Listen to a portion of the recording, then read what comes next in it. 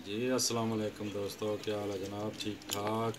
मैं हूं आपका दोस्त, आपका भाई उस्ताद बूटा फ़ारूक। काफ़ी दोस्तों के मैसेज आए, काफ़ी लोगों ने पूछा था कि बूटा फ़ारूक भाई हमारी कुछ मादियाँ अंडों से बंद हैं, उसके लिए कुछ मेडिसिन बताएं। तो ये एक एवियन कैप्सूल है विटामिन के लिए, ये मैं आप दोस्तों से शेयर कर रहा हूँ।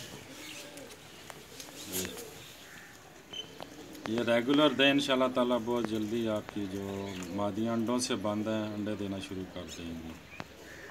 बहुत ही लाजवाब रिज़ल्ट है इस कैप्सूल का। यहाँ किसी भी मेडिकल स्टोर से आप दोस्तों, आप भाइयों को मिल जाएगा एवियन कैप्सूल।